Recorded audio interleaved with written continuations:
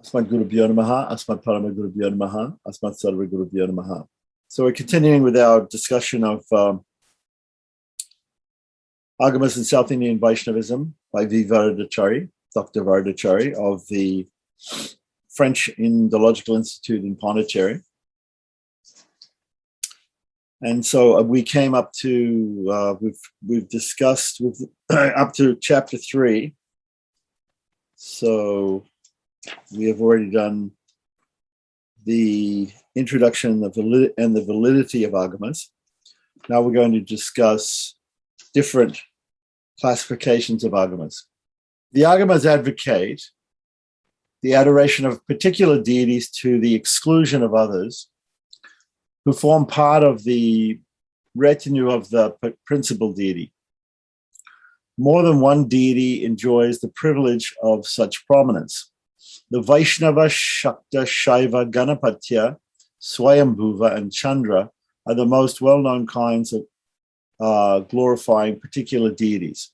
So these would be the Vaishnava, obviously, the Vaishnava Agamas. The principal deity in the Vaishnava Agamas is Lord Vishnu or Sriman Narayana. In the Shakta Agamas is Shakti or the Mother Goddess. Parvati or Devi. In the Shaiva Agamas, Shiva. In the Ganapatya Agamas, Ganesha. In the Swayambhuva Agamas would be for Brahma, Chaturmukha Brahma. You don't find Brahma worship much in India. There is a Brahma temple in Pushkar. You may see occasionally, deities of Trimurtis, where you have a temple where you have Brahma, Vishnu, and Shiva being worshipped as guna avatars, as avatars or incarnations, descents of the Supreme for the purposes of creation, maintenance, and destruction. But you do see more of the worship of Brahma in some Southeast Asian countries like Cambodia and Thailand, where the Hindu diaspora has sort of gone in ancient days. Let's say up to maybe up to the 15th century or beyond, or a little bit beyond. Okay, so these are the well-known deities. The Pasupata is a form of Shaivism. Kalamukha, Chinna. Does it say Chinna? Chinna. Chinna. I'm not sure what that word normally refers to in the Shrutis. That word Chinna refers to actually China. But anyway, Jaina and Jaina are also held to be types of Agamas. So there are other forms of Agamas. The Sora also is added. So there's some Agamas that deal with the worship of the sun or Surya Narayana. And there are some, if you go to Karnataka, you see some places like Padadakal and I forget the other place, where they have Surya temples, Surya Narayana temples. Some people don't associate Surya with Narayana, but later on Surya was equated with Narayana, and the famous Gayatri verse, the Savitri Gayatri, is of course understood to be associated with Surya Narayana. Of these, Pasupata and Kalamukha are to be brought under the Shaiva Agamas. Chinna and Jaina are of the Nastika kind. Nastika, again, the word Nastika doesn't mean, sometimes people say Astika, Nastika, meaning Astika means to mean believing in God, and Nastika means not to believe in God. That's the common misunderstanding of the word. But the word Nastika actually means those darshans or those philosophies which the Nastika kind do not follow the Vedas, and the Astika kind follow the Vedas. Vishnu, Shakti, standing for the female principle identified as Durga or Parvati. Shiva, Ganapati, Vinayaka. Another name for Ganapati is Vinayaka or Vigneshwara. Brahma, Chandra, and Surya, Chandra meaning the god of the moon, or otherwise known as Soma, are the principal deities glorified. In course of time, all of them have become extinct except for basically three. The three main agamas which are now extant, existing, are Shakta, Shaiva, and Vaishnava varieties. So amongst modern scholars, there has been a tendency, amongst modern scholars who have been making an intensive study of the Agamas, there's a tendency to treat the Shakta Agamas as the earliest among the Tantras and as influencing the development of other Agamas, though not their origin. While arriving at this conclusion, the role played by Shakti in the Agamas is stressed. All the three Agamas, Shakta, Shaiva, and Vaishnava, agree that Shakti plays a prominent role. So in Shakta Agamas, Shakti is the main personality worship, Devi, or the mother goddess. And in the other Agamas, the Shaiva and the Vaishnava Agamas, there's also a prominent role for Shakti in the Vaishnava Agamas of Lakshmi and her incarnations, and in the form of Devi and her incarnations in the Shaiva Agamas. While Shakti is a prominent deity in the Shakta Agamas, the other two recognize Shakti as never disassociated from Shiva or Vishnu. The question is one of the position occupied by Shakti. So that's really the point. Whether Shakti is the mother goddess, the original form of Godhead, or whether she's the consort of Shiva or Vishnu, or subsidiary in some way to Shiva and Vishnu. The question of the position occupied by Shakti, whether she has an independent or dependent status, the fact remains that she has to play a significant role.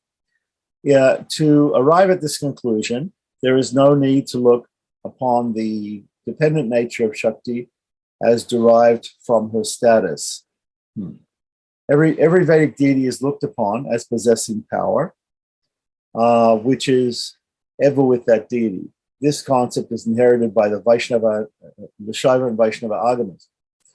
This does not mean that the Shakta Agamas should have been the earliest in origin. Mutual influences should have been there. All the Agamas must have had a common source, but their development need not have been uniform in point of time.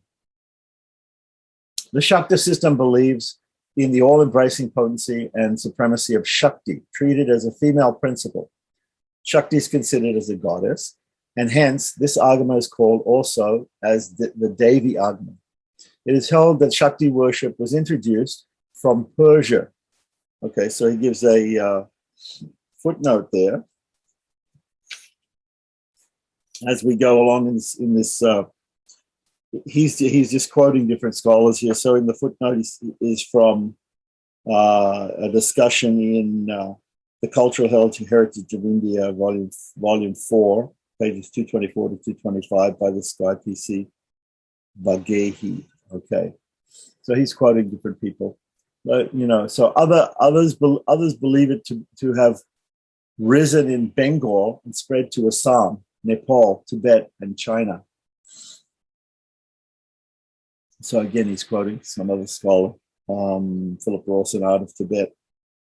Sorry, The Art of Tantra, page 15. Shakti is God in mother form. Shakti is God in mother form. Her static transcendental aspect, in her static transcendent aspect, she is of the same nature as Shiva. Shiva is unchanging consciousness, and Shakti is changing power. The self is one with the transcendent spirit. Mind and body are the manifestations of supreme power. Thus, the philosophy of the Shakta Agamas is Advaitic or non-dual. So when we look at Shakta Agamas, we find that the Shakta Agamas are based on Advaita Vedanta, or at least Advaita philosophy, non-dualism, where the soul and the supreme, the mother goddess, are considered to be one ultimately. The self must realize this through discipline, which is at first external, through material forms and symbols, and later through yoga, when Shakti is unfolded and awakened. We're talking about the Kundalini Shakti. So the worshipper has all the objects of enjoyment before him, but is not disturbed by them. These objects are mantra, mamsa, madhya, mudra, and maituna, which are also called the panchamakaras. So the word makara means panchamakaras means the five things that have the letter M to start them.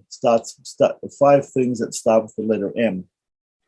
So mantra, mamsa, madhya, mudra, and maituna. So mantra, of course, we're familiar with mantra. Mantra means a particular incantation or spell in Sanskrit, right? Mamsa means meat. Madhya means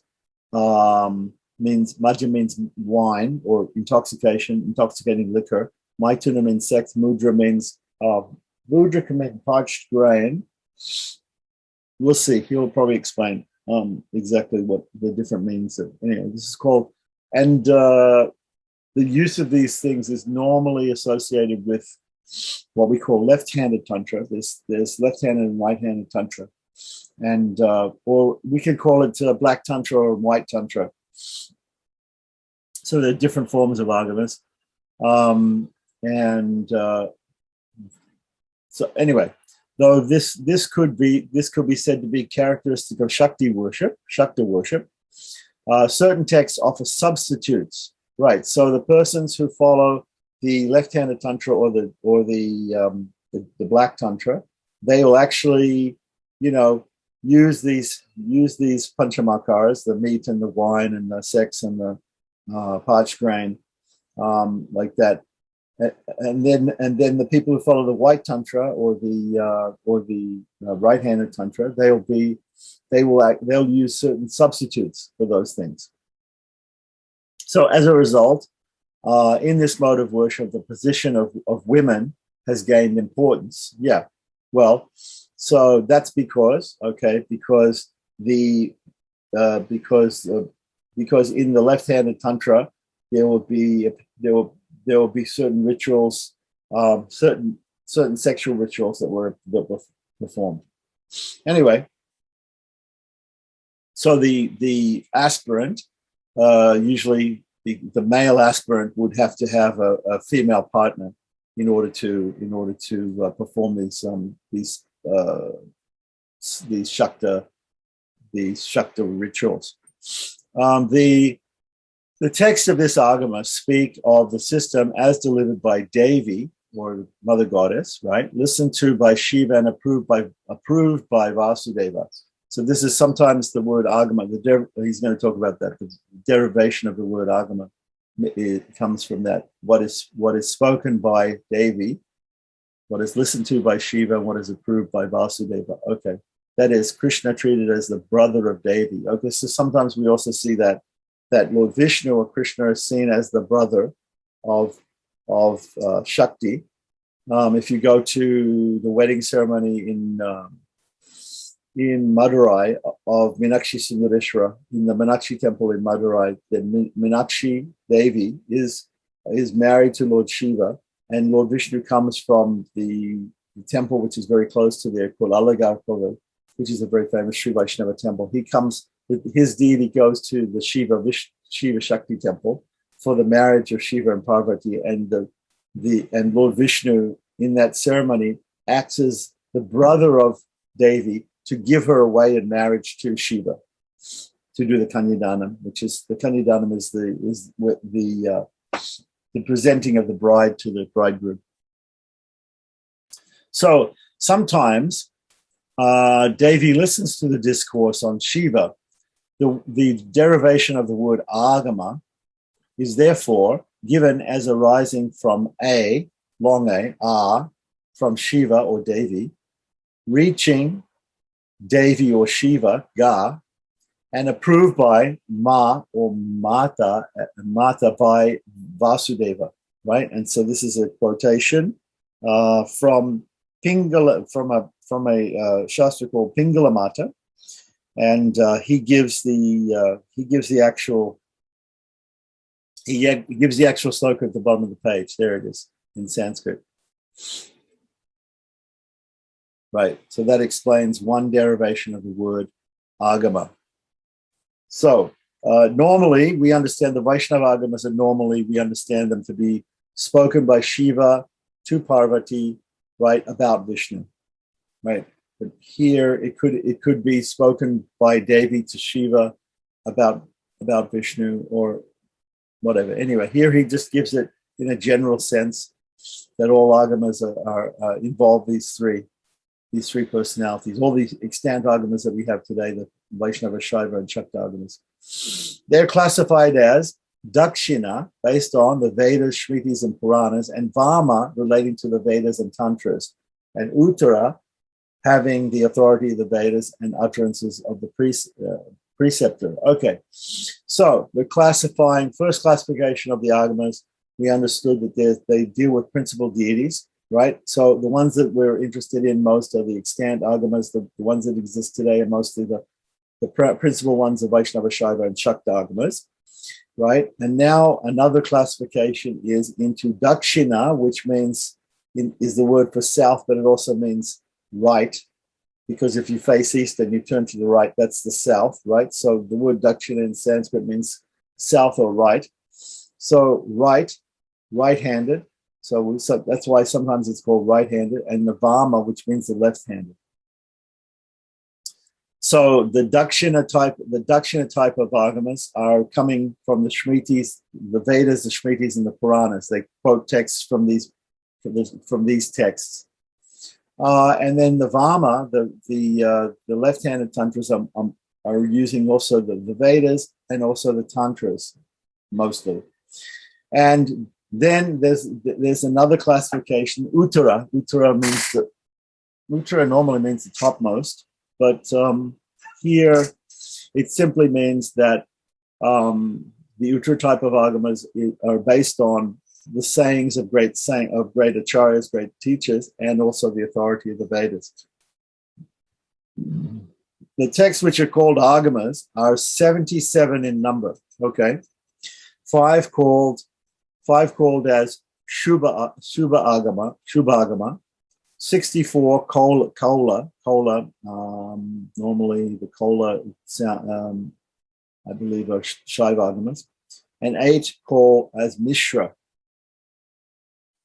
I'm not exactly sure of that definition, but we can look that up. The agamas of the Dakshina variety, or the right-handed agamas, the white tantra variety, declare that tantra is part of the Veda, which is vidya or knowledge, and kola is the philosophy. Kola is the philosophy. Kola. Let's see what kola means in Sanskrit.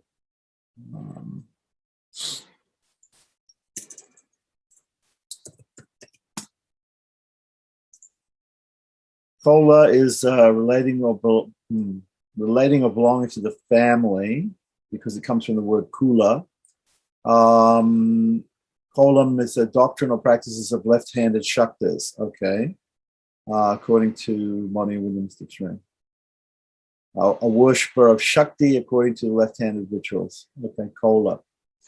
Okay, so Mishra, of course, can mean mixed, and Shubha just means, Shubha means auspicious.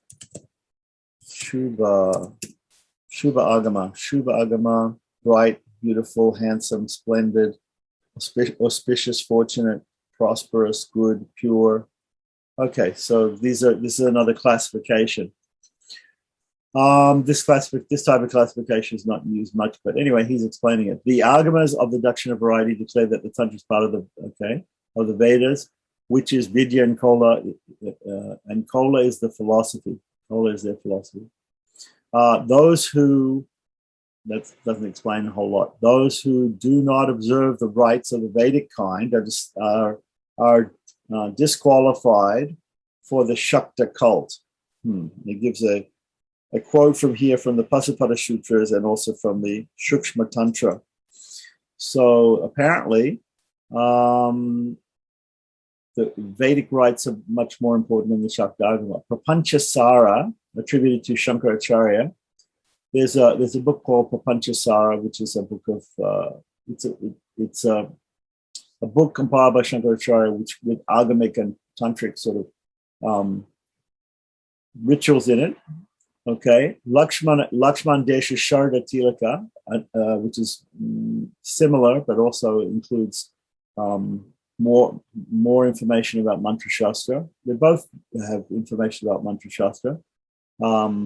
Bhaskaraya's Vasya Rahasya, and Lalita Sahasranam Bhashya, commentary on the 1,000 names of Lalita, the mother goddess.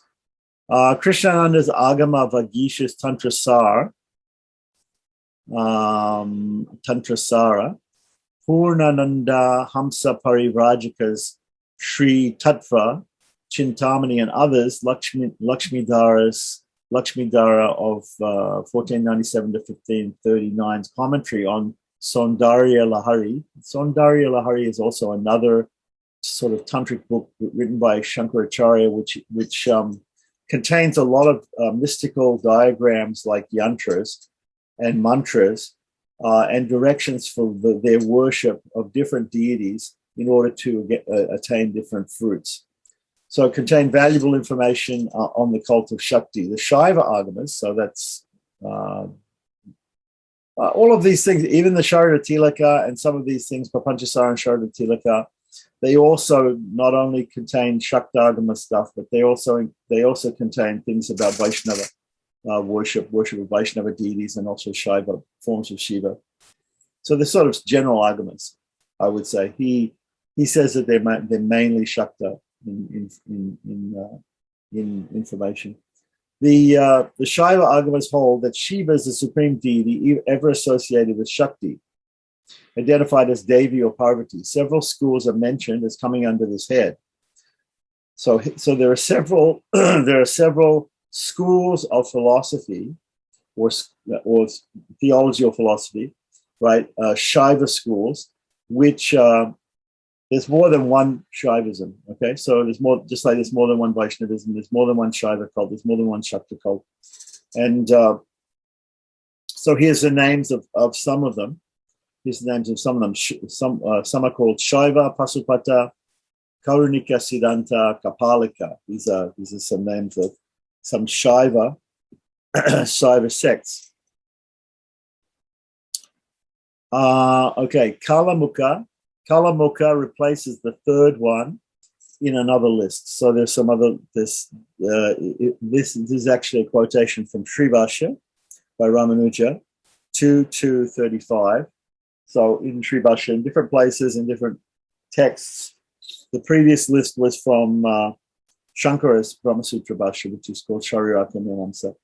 So if we look in the different Brahmasutra commentaries, we find that some of the acharyas like Shankara and Ramanuja have mentioned some of these other sects as they go along. And probably these other sects in their commentaries, but in the commentaries by Shankara and Ramanuja, these sects have been defeated or attempted to be defeated in the commentaries on Vedanta Sutra by Shankara and Ramanuja.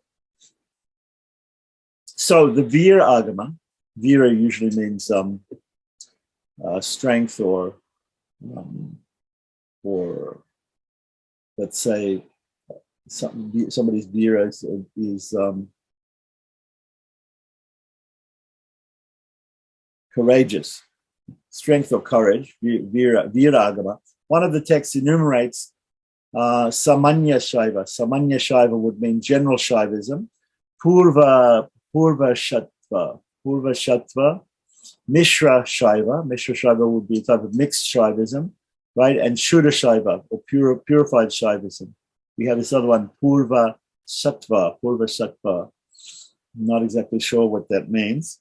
And he's quoting here also from Sri Bhashya, from Ramanuja Sri Bhashya. So Ramanuja mentions all these different groups: Vama, Pasupata, Shoma, Langala, Bhairava, Kapala, and Nakula are schools enumerated elsewhere. See the Viramitra Mitrodaya.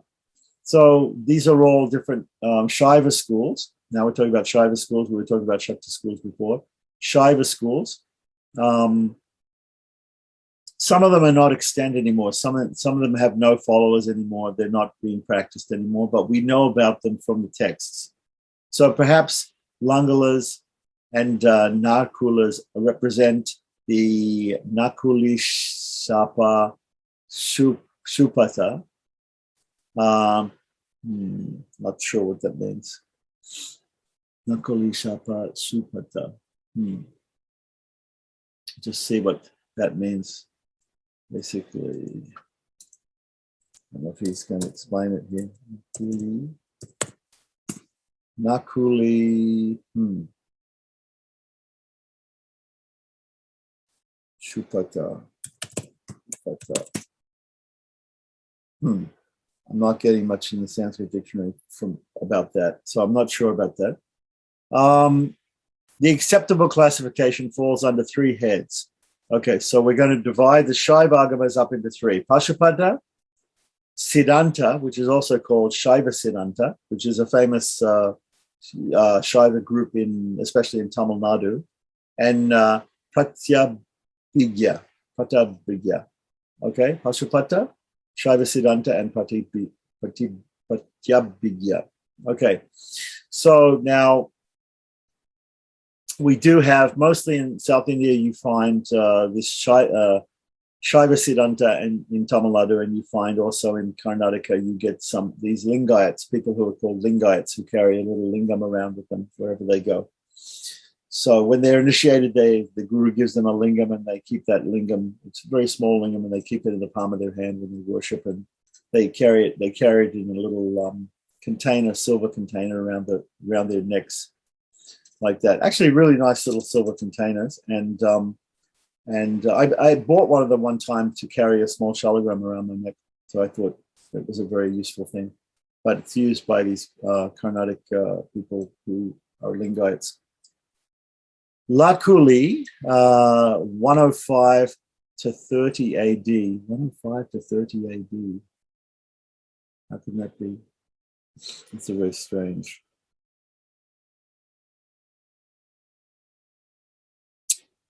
Not sure how you could go from 105 to 30 AD. Maybe it's 105. Maybe the spelling mistake means 300 AD. Okay, so it is said to have taught Pasupada Sutras to his pupils. These were commented on by Kaudinya 600 AD. So Pati, Jiva, Yoga, Niyama.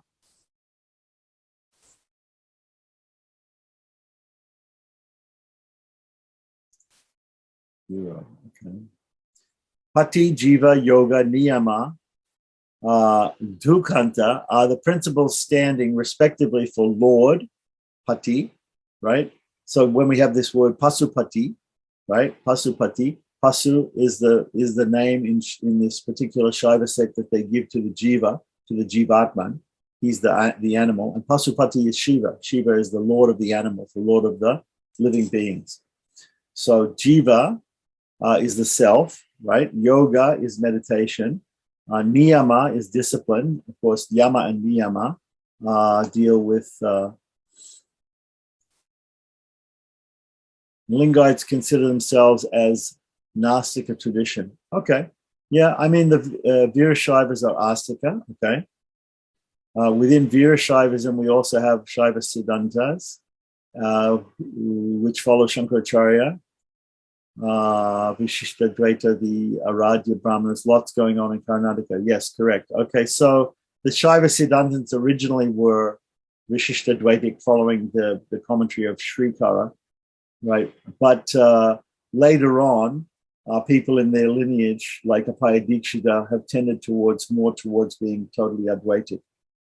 Okay, so That's good to know. So what were we up to here? Okay, so and moksha respectively. So dukkhanta means the end of distress or the end of sorrow. So that's their name for moksha. So these are the terms that are used for these for the Lord, the self, meditation, discipline, and moksha respectively. Pati, jiva, yoga, niyama, and dukkhanta, according to the Pasupata sutras. Sadyojita, Vamadeva, Agora, Tatpurusha, and Ishana are the 5 mantras taught by Lakuli.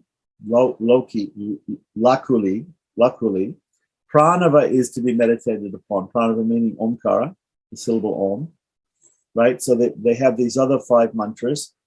Sadyojita, Vamadeva, Agora, Tatpurusha, and Ishana. Tatpurusha seems to be a reference to the Shiva Gayatri Tatpurushaya Vidmahi Mahadevaya Dhimahi Tanno Rudra Prachodayat.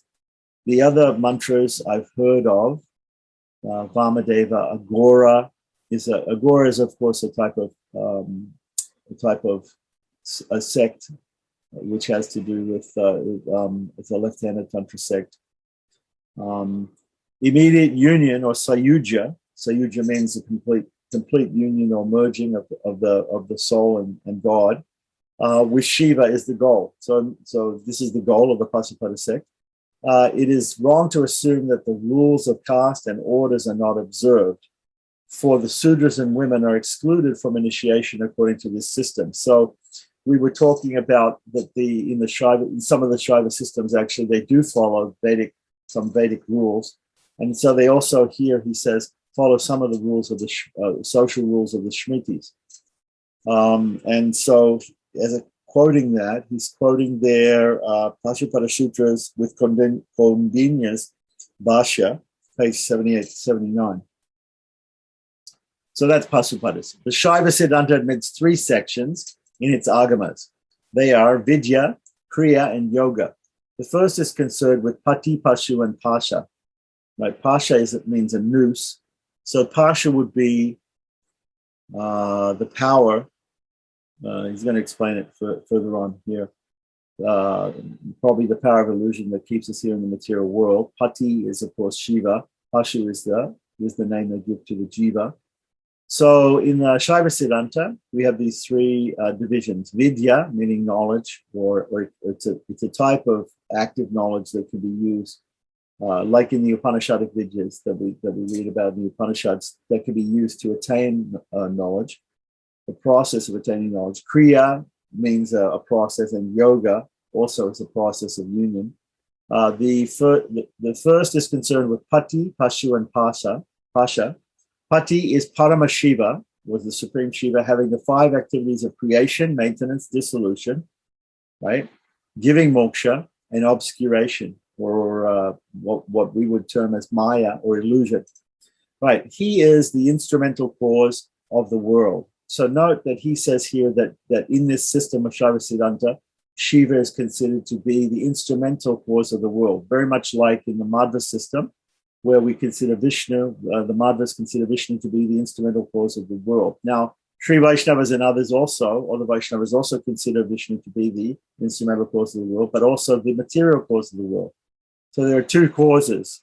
There's the Nimitta Karana and the Upadan Karana. So the Nimitta Karana means the instrumental cause of the world.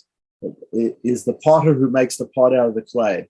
So here they're saying Shiva is the cause of the creation, but not necessarily the creation is caused out of Shiva, right? So he's not necessarily the material cause, but he's the instrumental cause.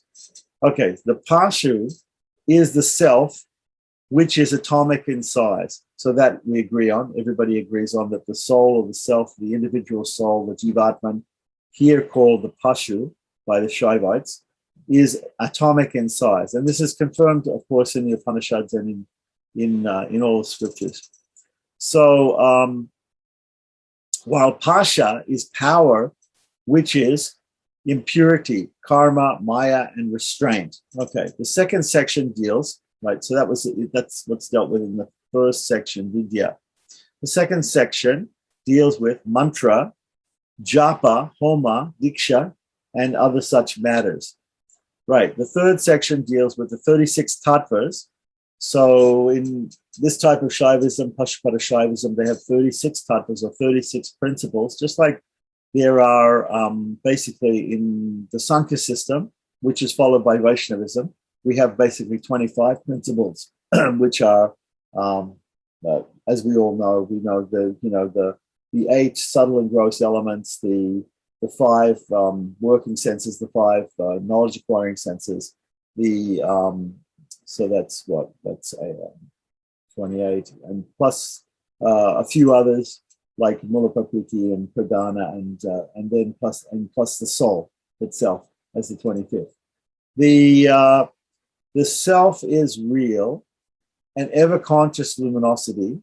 Everything is manifestation of Paramashiva. The school is Advaitic in its outlook.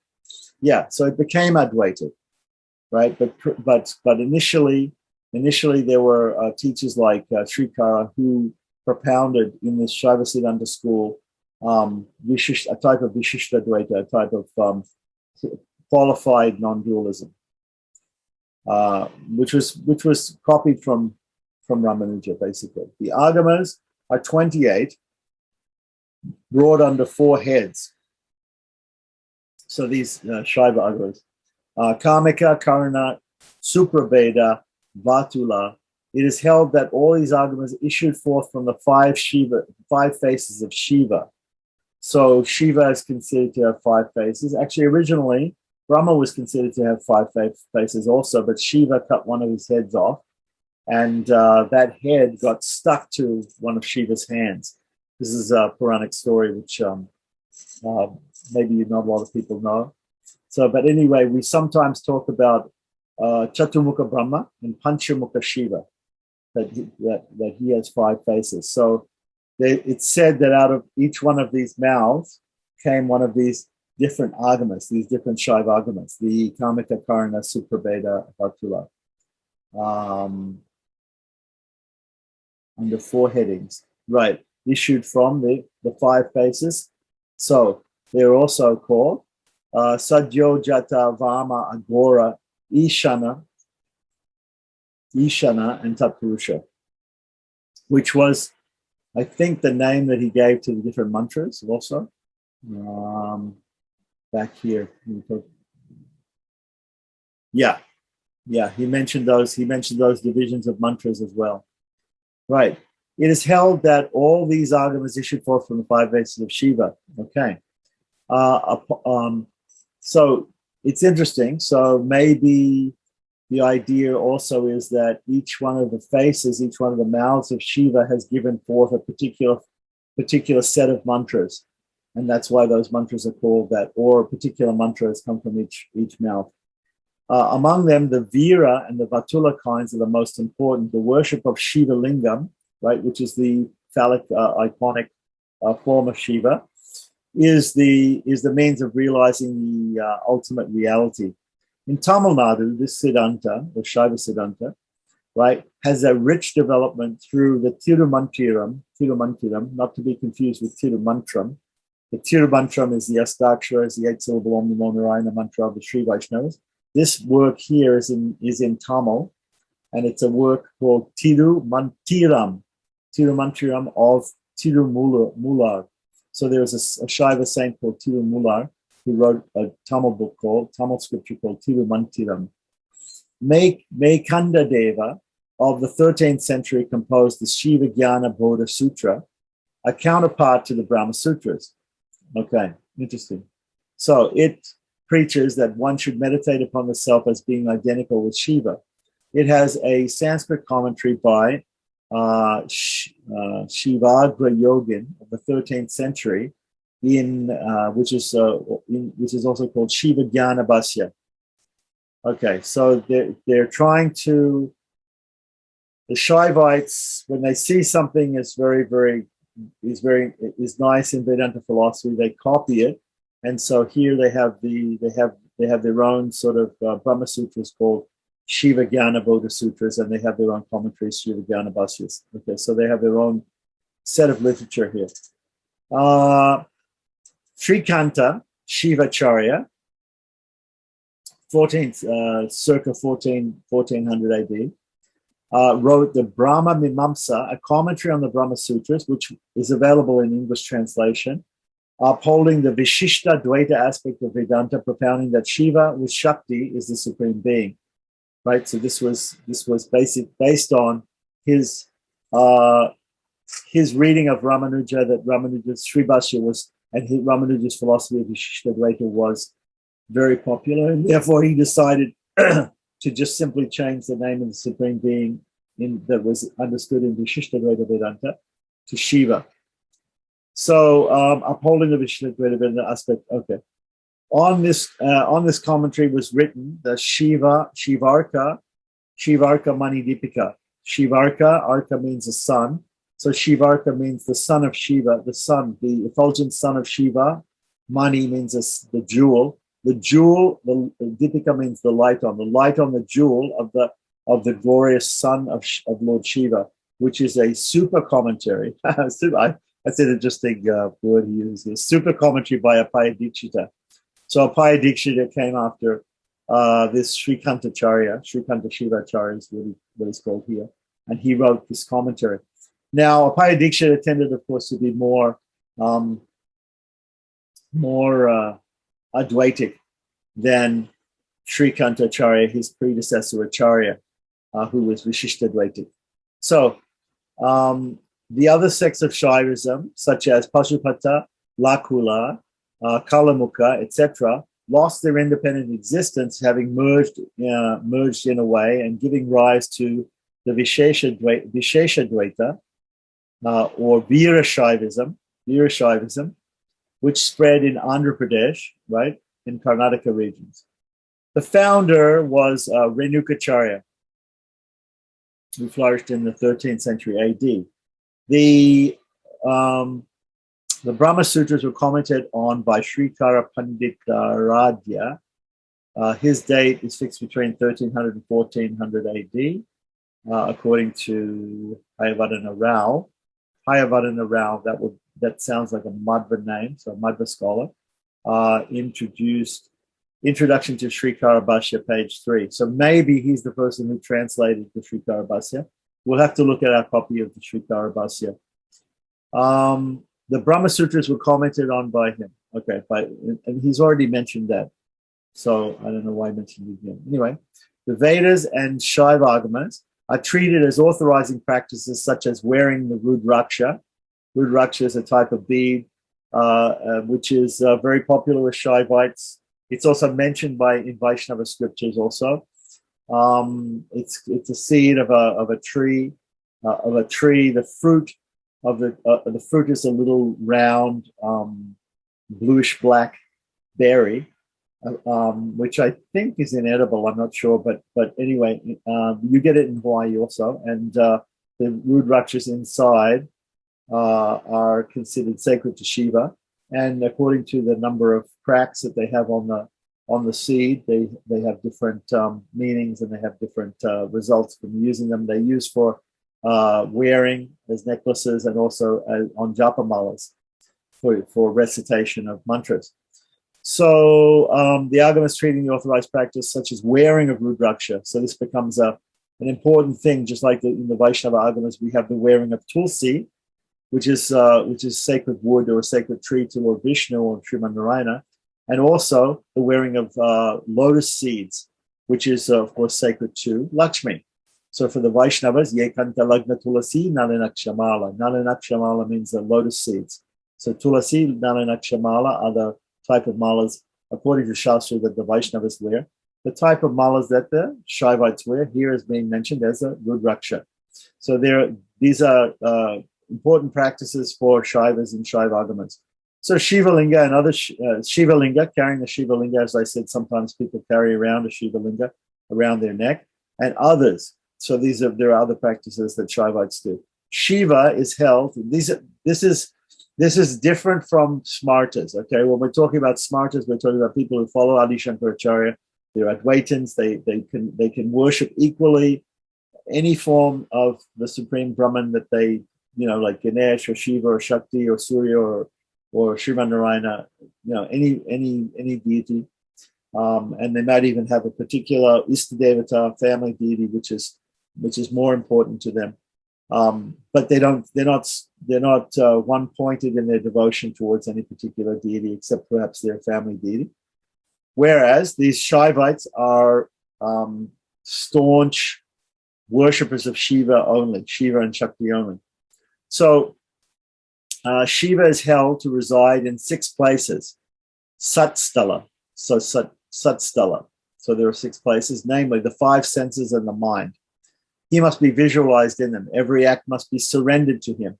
So just like we have in the Vaishnava Agamas, we surrender to the Supreme Lord Sriman Narayana and Goddess Lakshmi, his consort.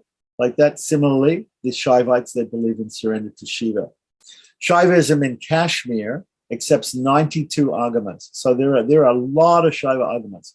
So he's trying to give us an overview of all these different Shaiva Agamas. Now in Kashmir, we know even today there is this type of Kashmir Agama Trika. It's going to talk about Trika in a second, which accepts 92 Agamas. There were forms of Shaktism and Vaishnavism also in Kashmir as well. We have the Kramadipika, which is a famous text by Keshava Kashmiri, Nimbarka Kashmiri Acharya. So, which has to do with the worship of Vishnu, and specifically Krishna, actually, because it's based on the use of the Gopal mantra, the 18-syllable Gopal mantra. Accepts 92 Agamas, which were held to be based on Dvaita, Advaita, and Dvaita, Dvaita. So, in Kashmir, you have a bunch of Shaiva schools, and there are Advaitic Shaiva schools. There are Dvaita, Dvaitic Shaiva schools. With Dvaita, Dvaita means Veda, Veda means dualism and non-dualism, a certain mix of dualism and non-dualism. Dvaita, of course, means dualism. Advaita means non-dualism or monism. The Dvaita and Advaita, so you have these philosophical schools. You have these schools which are religious and religious sects. They have a particular theology, Shaiva theology, but underlying the theology, there is actually the philosophy of either Dvaita, Advaita, or Dvaita, Dvaita. The Dvaita, or the dualist, and the Dvaita, Dvaita, the dualist come non-dualist, became amalgamated into a single group called Siddhanta. This is of the Shaiva schools of Kashmir. These Agamas preach 64 systems of Shiva cults, of which Trika is one of them. Tantric denomination was marked in Trika. Not exactly sure what he means by that, because all these Agamas are inherently tantric. What exactly this name denotes is not clear. Okay, so he quotes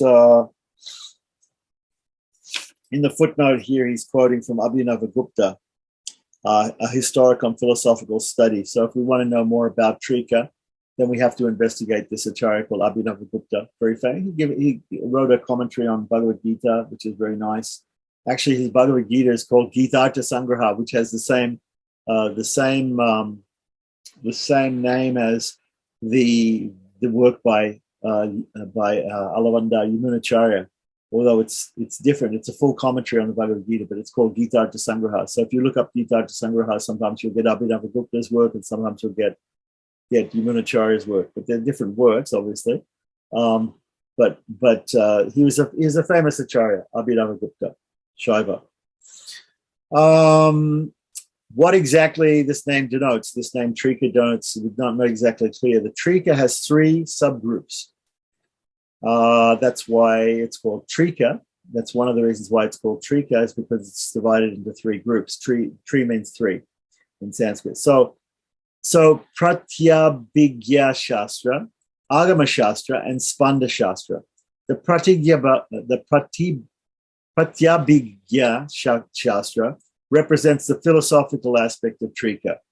Right, so there's a philosophical aspect. The Agama Shastra deals with the tantric practices of Shaivism, and the Spanda Shastra deals with Shaiva doctrines formulated in the Agamas, amplifying the fundamental principles dealt with in them. So we've got, I'm not exactly sure how the philosophical aspect in the Pratyabhigya Shastra differs from that of the Spanda Shastra. But it may be that the philosophy discussed is more Vedantic in the Pratyabhijna Shastra, and in the Spanda Shastra it's more Agamic philosophy. So okay, so amplifying. So you've got basically two sections which deal with the philosophical basis of the school of Trika, and the other section deals with the actual practice, the actual external practice or internal practice. So the practices that are done by the doctrines and so the doctrines and practices. Two sections on doctrines, one section on practice. The Spanda Shastra deals with the Shaiva doctrines as formulated in the Agamas, amplifying the fundamental principle dealt with in them, the division recognized, Anavopaya. Anava-upaya, what does that mean? Also called Kriyopaya or Shaktopaya or Sambhavopaya. The word upaya means the means to liberation, the means to, in this case, union with Shiva. Kriyopaya, Shaktopaya means obviously practices that we do to attain the means, the energy, how Shakti relates to the means, and Sambhava. Shambhava in this case, not sure what it would mean in this case. Shambhava means not exactly sure what it means in this case. Shambhava, right, as means to be blessed with divine grace, okay, which is called Shaktipata. So you have some groups also today who practice this Shaktipata. You even have Vaishnava groups that practice Shaktipata. Shaktipata basically it involves the guru transferring his energy, and we see this also in some Vaishnava rituals like Diksha and things like that. That through Nyasa and other external and internal meditations and external rites. The guru is said to transfer some power to the disciple, to the student, and this is usually called Shaktipata.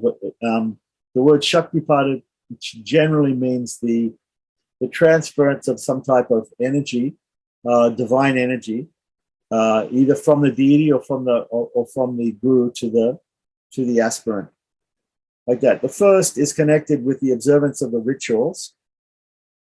Okay, so we're talking about Kriyopaya. Kriyopaya means the first is concerned with the observance of rituals. The second, Shaktopaya, which is also called Jnanopaya.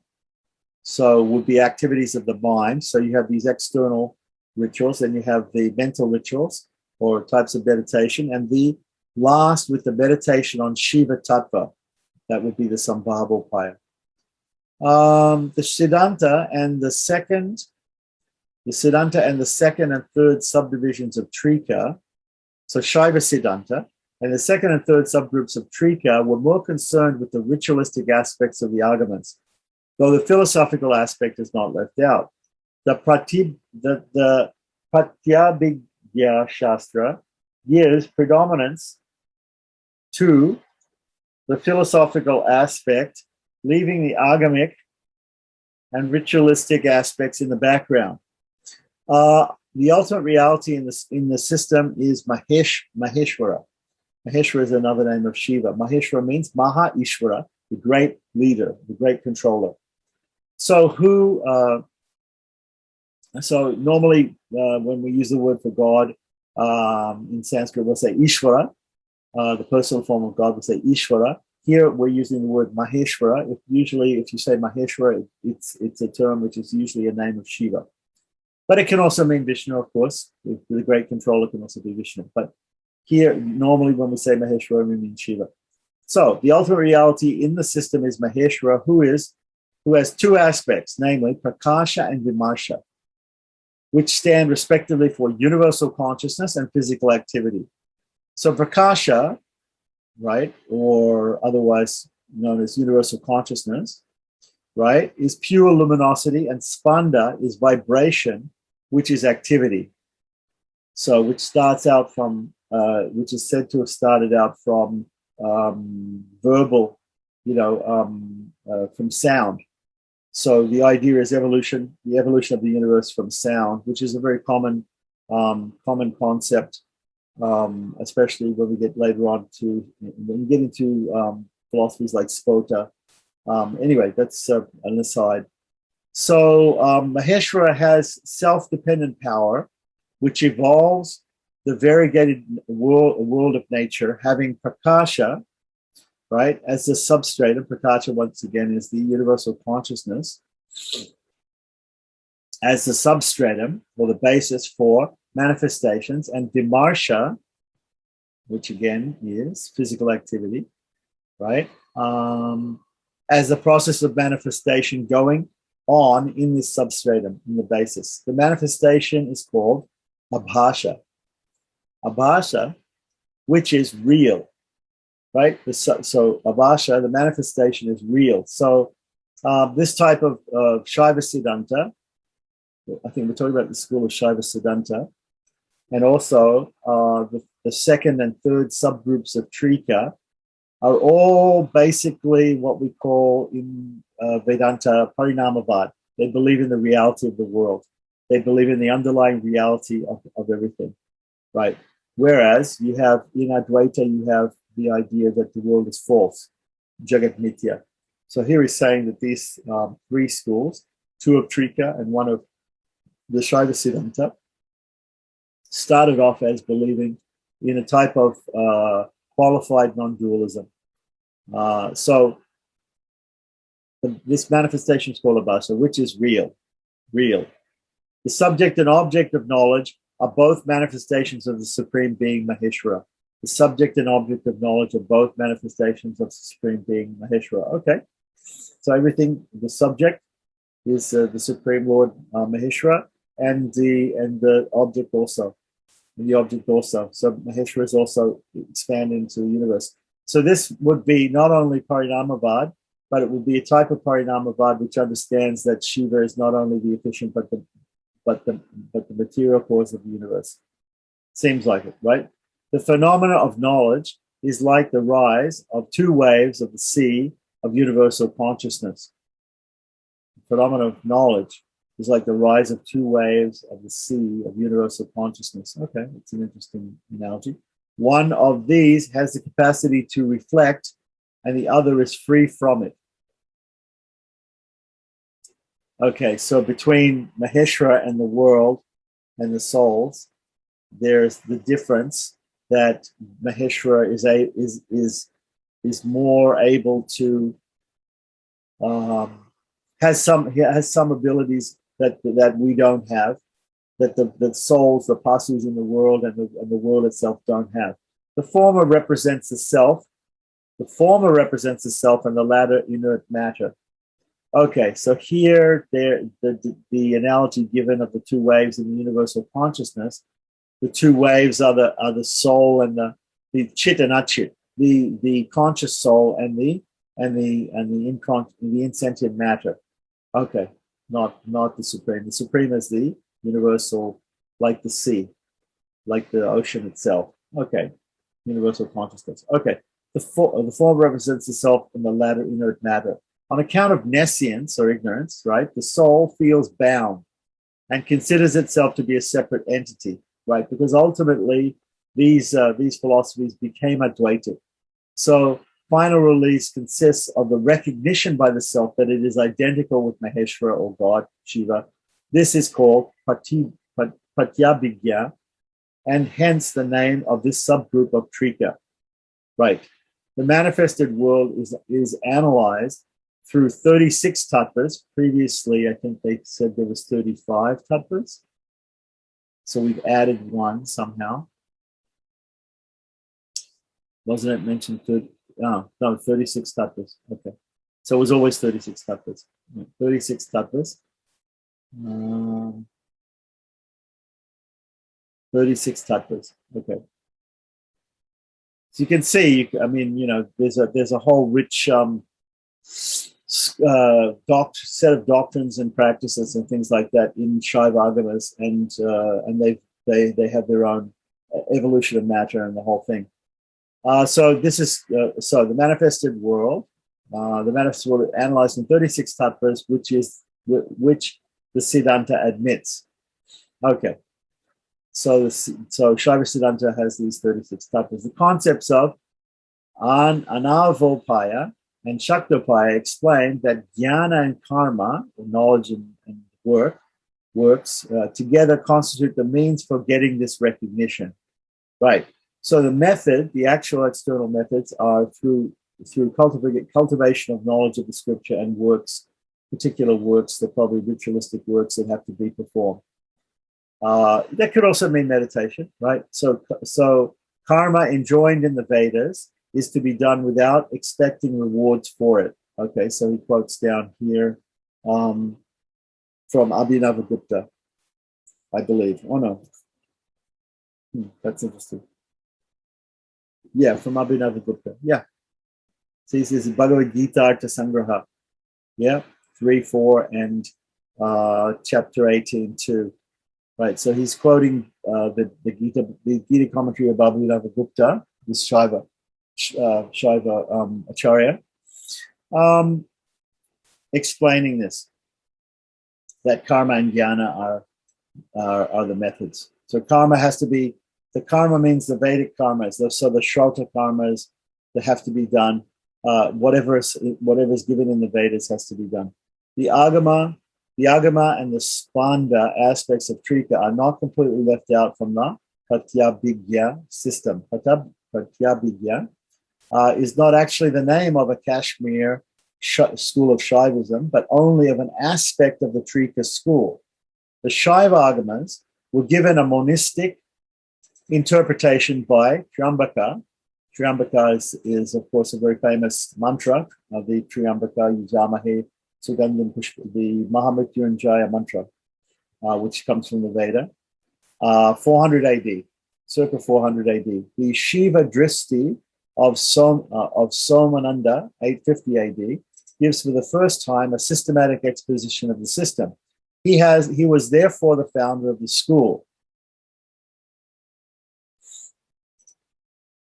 I'm not sure whether I guess he's talking about Triambaka here, the founder of the school. That school is a school of, is that school of Shaiva Siddhanta or the school of Trika, the Pratyabhigya school of Kashmir Shaivism, which is an aspect of Trika. Okay, so gives for the first time systematic exposition of the system. He was therefore the founder of the school. His son and pupil, Utpaladeva, composed the Pratyabhigya Sutra and the Ishvara Pratyabhigya Karika. Karika is a with his own glosses thereupon. So the founder of this school of Trika, called Pratyabhigya, Triambaka in 400 AD made these sutras to go along with the founding of the school.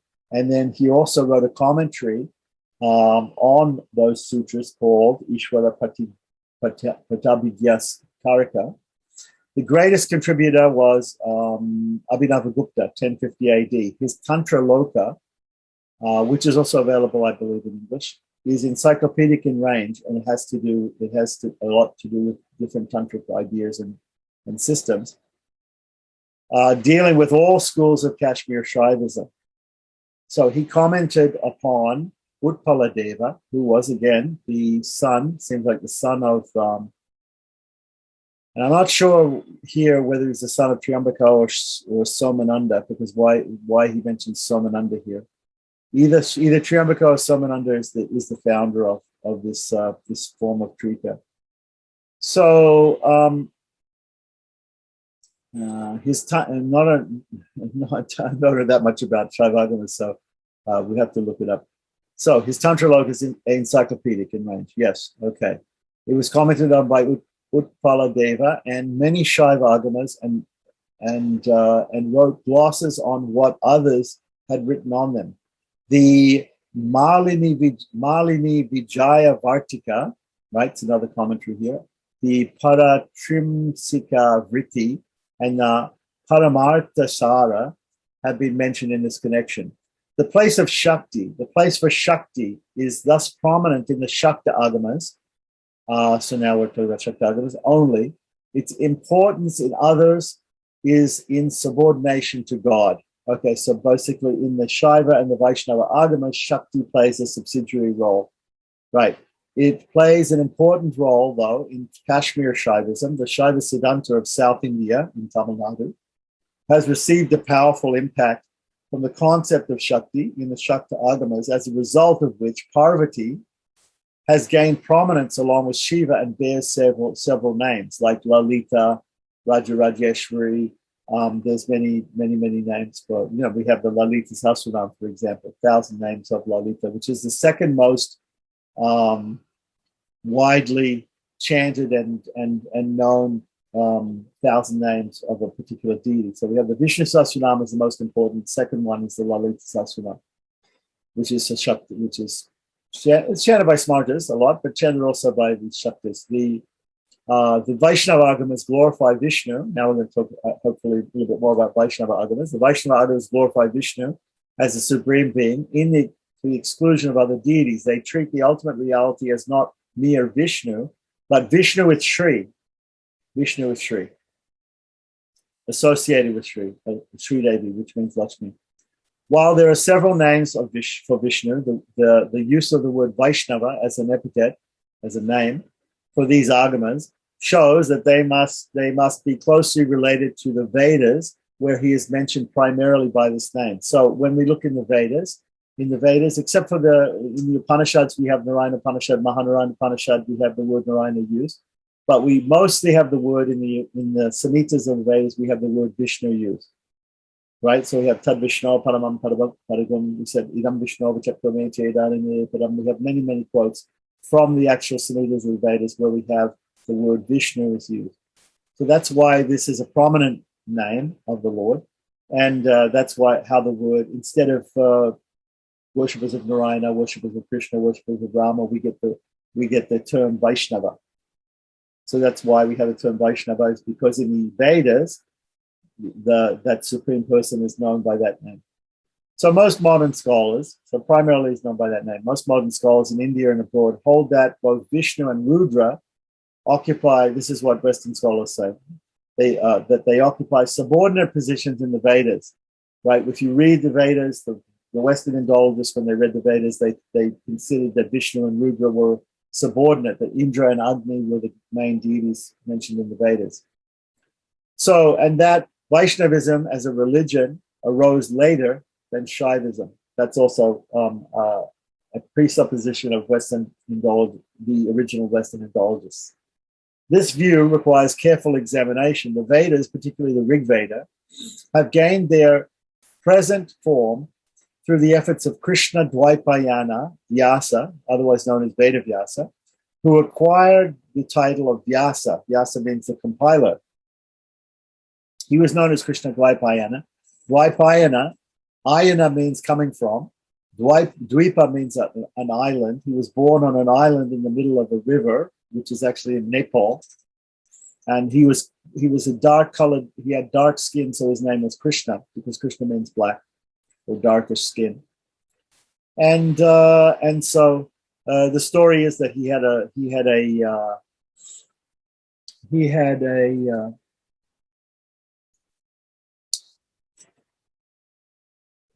a father, Parashara, who was a great astrologer, who wrote Parashara Horashastra, which is who also wrote Vishnu Purana. And what he did, that Parashara knew that there was an auspicious time to have a child, and he was crossing the river in a boat, which had another passenger in it who was a lady. So he told her that, look, this is a very auspicious time to have a child. We should have a child right now. So they had a child on this island in the middle of the river immediately, and he was able to do that. And Vedavyasa was born, or Krishna Dvaipayana was born. This is the story. So the need to arrange the Vedas, right, which were originally the Vedas were considered to be one. They were called Ekayana Shaka, the Ekayana branch, or the one branch of the Vedas. And then it was divided up into Rig Veda, Yajurveda, Samaveda, Atharva Veda. So the need to arrange the Vedas under the direction of his father, Parashara, right, must have been felt. This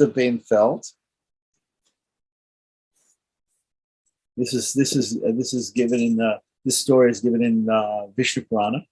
He quotes Vishnu Purana 3.3.4 for this idea that the Vedas needed to be arranged, and Parashara gave the impetus to Vedavyasa, his son, to do that. Must have been felt because all the Vedas during that period must have been mixed up so that the clear distinction of each Veda could not be made. So Vyasa was asked to arrange them in order. He picked out the Riks. Riks are particular verses and prepared the Rig Veda. And similarly, the other Vedas, Brahmanas and other portions following some principles. And so the principles he followed are mentioned there also, and he's given a quote in the footnote from Vishnu Purana 3.4.13. So if we read the Vishnu Purana, we can see the evolution of the Vedas from one Ikayana Shaka into different branches by Vedavyasa.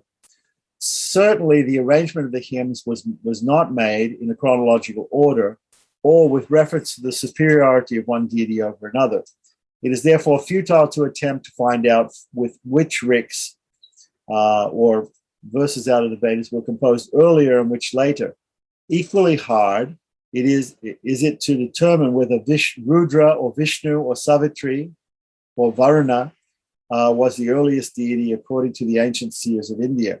So the question of the relative prominence of any deity in the Rig Veda cannot be answered. Of course, the idea in Vishishtadvaita and also in Dvaita by Madhva and Ramanuja is that all of the names of all of the deities in the Vedas actually refer to Vishnu. And if we look at the Vishnu Sahasranam, we'll see all these names are actually used as names of Vishnu. So Vishnu and Rudra could have been held in high regard then.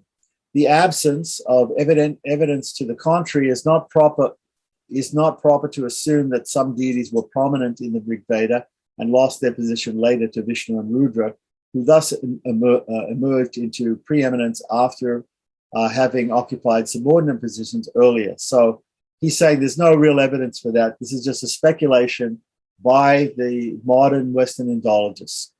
Again, Surya, Varuna, Yama, and others are still objects of worship, though not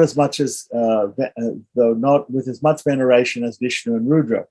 It is not possible to pick out the specific traits of the deities from the Rig Veda, since all of them have hymns addressed to them and are offered oblations in the sacred fire.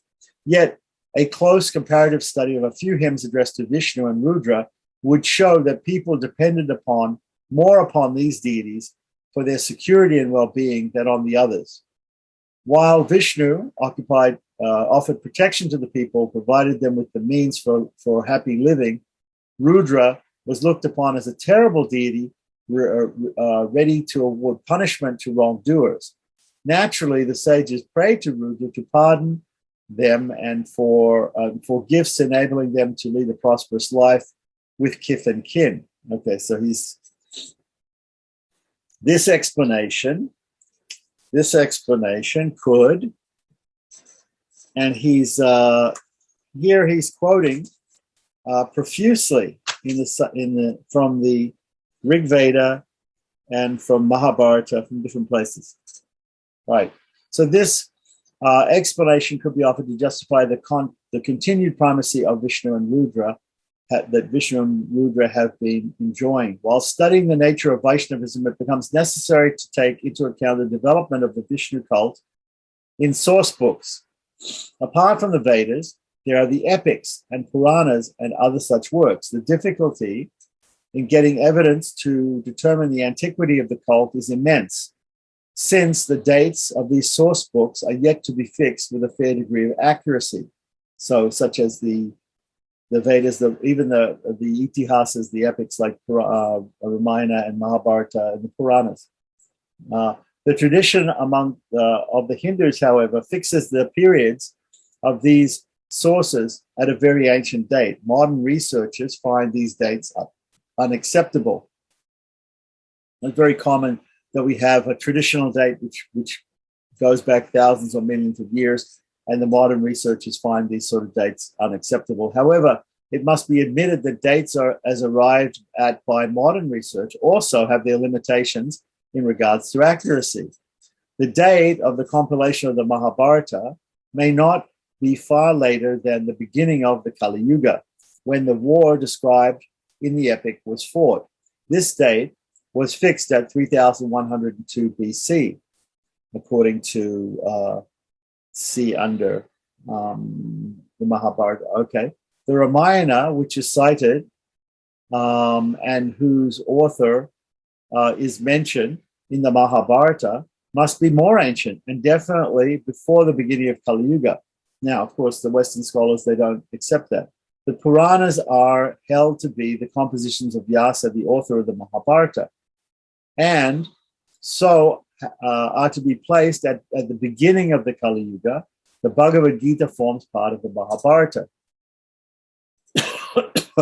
At the same time, it's necessary to take into account the accretions, losses, changes, interpolations, which have entered into these texts from time to time. So we have, because of the system of, there was no system of printing, so the scribes would copy out these texts once they were committed to writing, and therefore some additions came in, some things were left out, sometimes some things were changed, some things were lost.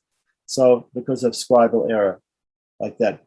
The Mahabharata is said to have been available in its present form from about the beginning of the Christian era, which means the zero, the beginning of the Common Era. Right. This, however, does not prove that further changes did not take place after this point. It can only be said that by the beginning of the Christian era, the two epics were available more or less in their present forms and known by their present names. The same must be said for the Bhagavad Gita and the Puranas. Curiously enough, the Puranas have undergone several changes which make it difficult to identify their genuine portions, right? Different Puranas.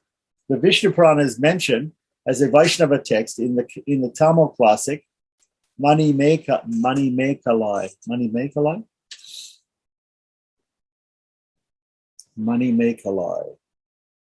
Yeah, Mani Mekalai. Which is to be placed much earlier than the 6th century AD, right? Nowadays, we don't use the word AD. AD means Anno Domini in the year of our Lord in Latin, but we use the word CE. CE means Common Era. It's the same thing as AD.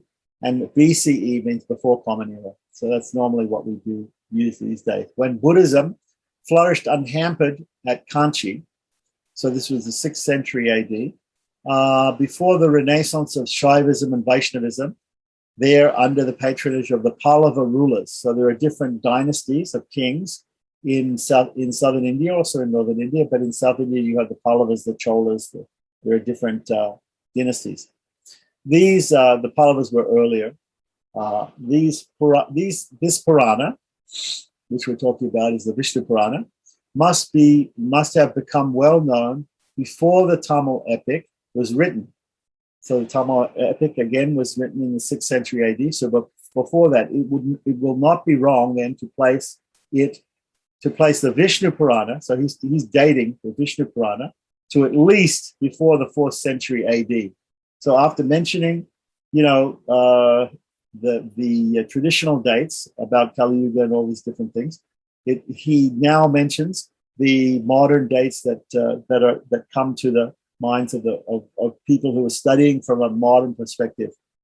So 4th century AD, when the Mani Mekalai was written. So we understand here that this Mani Mekalai Tamil classic, which mentions the Vishnu Purana, was written in 6th century AD. So that means it takes a couple of hundred years for a book to become canonical, for it to become really understood and accepted as a scriptural classic.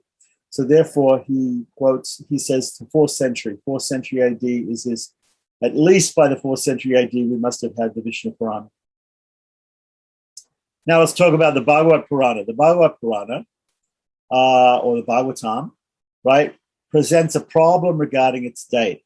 Its contents are undoubtedly very old. The spirit of devotion to God permeates it. So it's a wonderful book. But the text is not mentioned by Shankara in the 8th century AD, nor by Ramanuja, 1017 to 1137. This, however, is only negative evidence. So just because the Bhagavatam isn't mentioned by Shankara or Ramanuja doesn't mean that it wasn't existing at that time. However, that is one strike against it, being a very ancient book. The Vishnu Purana was then available to serve the purpose of the Upa-Brahmana. Upa-Brahmana means we have Brahmanas, which are explanations of the Vedas. They're part of the Shruti. And then you have other scriptures, which are considered to be like the Mahabharata, the Ramayana, all these other Smriti Shastras and Puranas, which are supposed to help us to understand the Vedas, and the Upanishads, right? So these are called collectively Upa-Brahmanas. Upa-Brahmanas.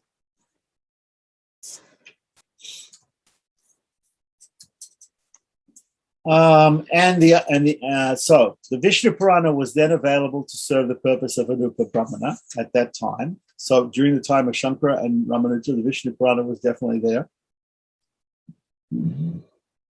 right? Because he's proved it. He proved it here that it was mentioned in the 6th century AD. So it was probably extant no later than the 4th century AD.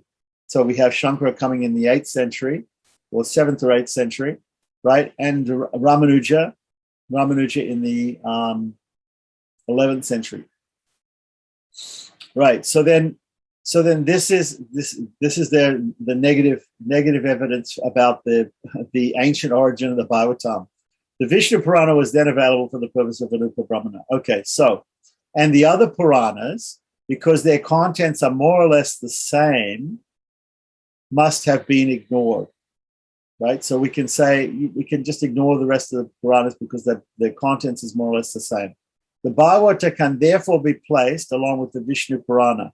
It must, however, be understood that the Bhagavata Purana, contains references to certain occurrences that the Mahabharata treats, right? Right? The Bhagavatam tells the story of certain incidences that happened that are related in the Mahabharata. So it means the Bhagavatam must be post the Mahabharata. There were 4 currents of thought on Godhead, all of which were promoting salient and dominant traits, which later on came to be identified as displayed by Vishnu. These were about Vishnu, Narayana, Bhagavan, and Vasudeva, okay? The theistic character of which could be traced to different sources. Vishnu is already a Vedic deity. Narayana gets glorified in the Mahabharata. Bhagavan is the Lord in the Bhagavad Gita. Vishnu Purana and Bhagavata, Bhagavan, right? Krishna Stu Bhagavan Swaya, Bhagavan. They use the word Bhagavan. Vasudeva is prominent in the Vishnu Purana, the word Vasudeva. Now, all of these names are for the same person. They became associated with the same person. Omnipresence, omnipotence, readiness to come down to be with the sufferers in this material world, offering them relief from their misery, displaying miracles to convince them of his greatness, and willingness to forgive the sinners, and even those who offend him, are some of the features of the deity who is widely mentioned in the sources listed above. These traits have made it possible to regard all the 4 names as standing for one deity, so that the specific features and concepts found associated with each in the respective sources came to be attributed to that one deity. The fusion of these currents has already taken place in the source books, which must be looked upon as records of the concepts when they took a definite shape. The Vedas do not refer to any of these names except for Vishnu and perhaps Narayana, right? So we do have in the Vedas, in the Mahanarayana Upanishad and the Narayana Atharvashira Upanishad, we have the mention of Narayana. And so the Mangala Sloka, right, of the Narayaniya section of Mahabharata, right, which is in Shanti Parva, which is a section of Mahabharata, It says here in the footnote, Shanti Parva 353 to 360. So there's a Mangala Sloka in there. The Mangala Sloka is as follows: Narayanam Namaskrityam. He says here Varam Cheva. It could be Naram Cheva. It could also be Naram Cheva. Here it's written Varam Cheva Narottamam. Devim Saraswatim Vyasam Tato Jayam Avilayat. Tato Jayam Avilayat. The very famous Mangala Sloka. Or usually at the beginning of a particular section, there'll be an auspicious, a prayer for auspiciousness called a Mangala Sloka. So in the beginning of the Narayaniya section of the Mahabharata and other passages in the Mahabharata refer to the name Narayana. So Bhishma refers to Krishna as Brahman. And that is also coming, these are all quotes from Mahabharata that he's giving now. Narayana, Vishnu, and Vasudeva. So Bhishma refers to all of these names in Bhishma Parva of Mahabharata. The universal form Vishvarupa, which Krishna displayed to Arjuna, is referred to as a form of Vishnu in the Anugita. So Anugita, 192 is the Anugita, which is Anugita is part of Ashvamedika Parva of the Mahabharata. That mention is in Ashvamedika Parva 55.3.6 of Mahabharata. Yudhisthira calls Krishna as Bhagavan in the Shanti Parva in 44.17 of the Shanti Parva. Markandeya refers to having been informed by the deity whom he noticed during the cosmic deluge that he was Narayana, and this comes from the Vana Parva, chapter 122.4.5.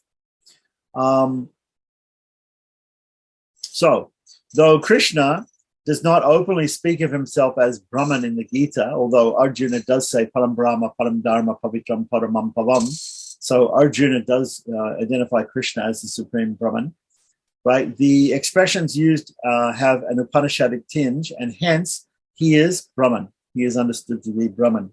So if you look in Bhagavad Gita 4.13, 24, 25, and 5.25, right, he's identified with the Supreme Brahman in the Bhagavad Gita. He is identical with Vishnu. And you can look in the Gita 11.21 for that. And also, and with Vasudeva, he's identical with Vishnu and is Hari. So you can also look in Bhagavad Gita 11.9 for that.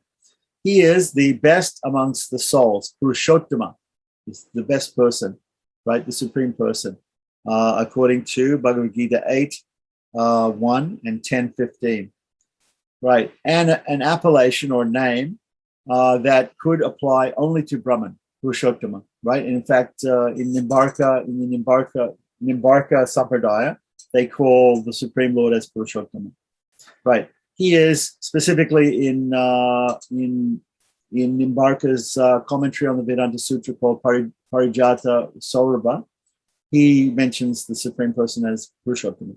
Okay, so he is identical with Vasudeva, right? And we can look in Bhagavad Gita 10.37 for that.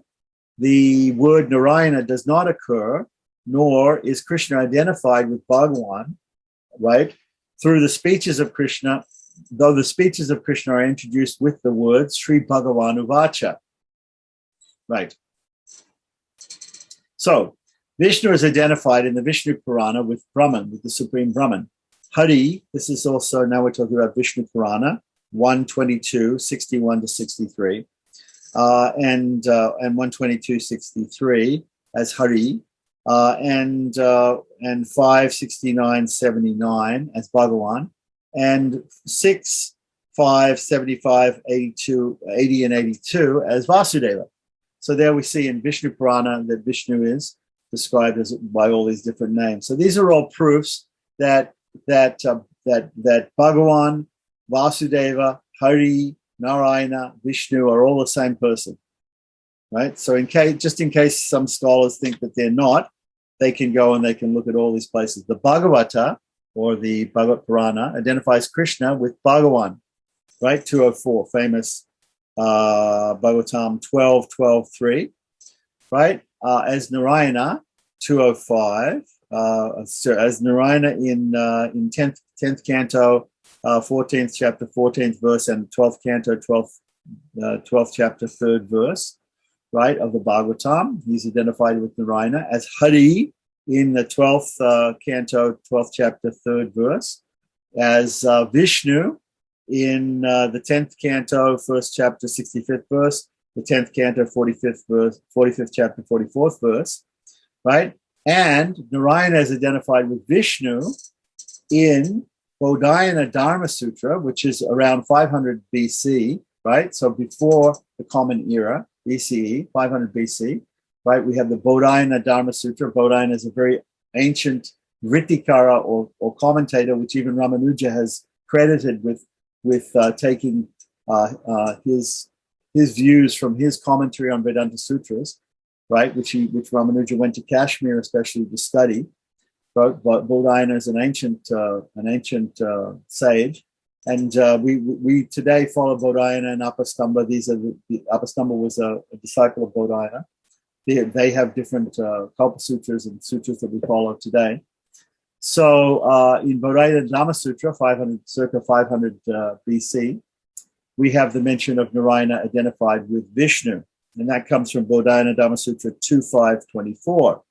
The principal role assigned to Vishnu in ancient texts like the Vedas is one of helping suffering humanity. He is the protector of people, in general, of embryos specifically, and of conception.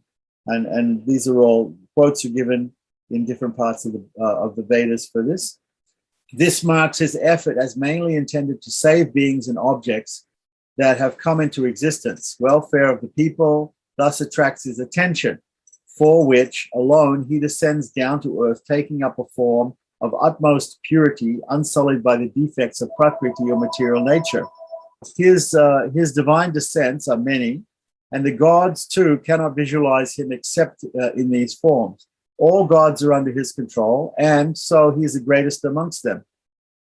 Yet he gets associated with Indra to help him in his undertakings.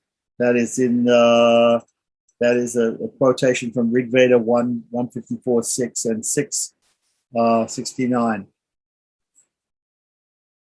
There is nothing which is not pervaded by him, and it can be said that he is everything. The universe is his body. This is a very important concept of Ramanuja. The universe is the body of the Lord. And this comes from the Rig Veda 154.6, 6.18.11, 6.69, and 6.120.26.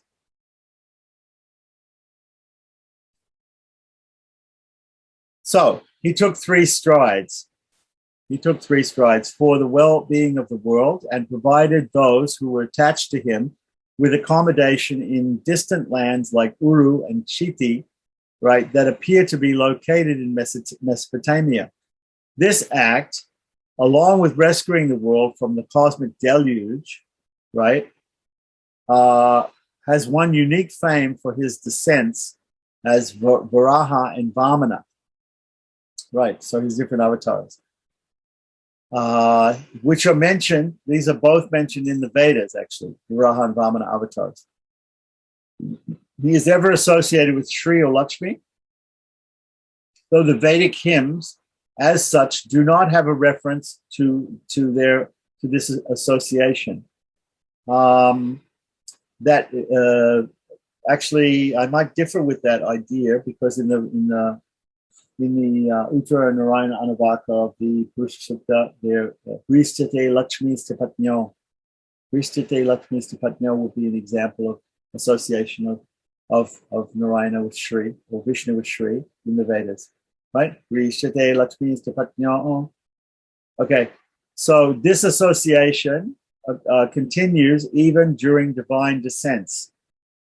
So his divine, so that not only is he associated with Goddess Lakshmi in the Paramapada, in the supreme heaven or Vaikuntha, but also in his different incarnations. So when he comes as Krishna, she comes as Rukmini. When he comes as Rama, she comes as Sita, like that.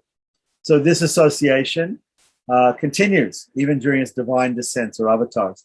He himself creates the world and, pervading it as its inner controller, protects it from insecurity. The sacred rites are identified with him, who is also the only receiver of the offerings made there. And that quote is from Sadapada Brahmana in the Bhagavad Gita. Right, Sadapada Brahmana 1413 and Bhagavad Gita 529, where Vishnu says that he is Yajna, personified. Right. The archa form of worship, or the deity form of worship, which seems to not be known in the Vedas, right, became known in the epics, right, in the Mahabharata and the Ramayana, and more so in the Puranas, and particularly the Vishnu and the Bhagavata. The Vishnu and the Bhagavata Purana, among them, Puranas, recommend strongly the path of devotion in preference to those of jnana and karma. Karma itself becomes something different from what it is in the Vedic texts. The act of worship, rendering service to the Lord and his men, his followers, right, and offering whatever one has, and also acts of devotion together with the results expected of them as at the feet of the Lord, has been made part of karma. Stotras composed in languages like Prakrit, which is a derivation of vulgar derivation of Sanskrit, are allowed to be used.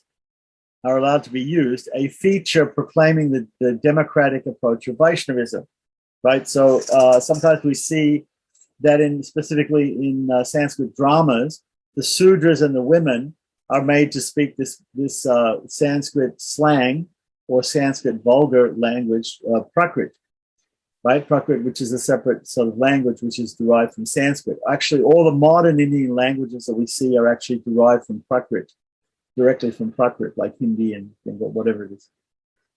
So the Lord is pleased with all kinds of offerings, however insignificant it may be. And he proclaims that his devotee will never perish. So we know these quotes. The temple in which the worship of the Lord in his archa or his deity form is conducted are mostly situated in South India. Now that may be only just because a lot of the ancient temples were wiped out by the Mughal invasions after the year 1000 in northern India. But anyway, he's making this statement.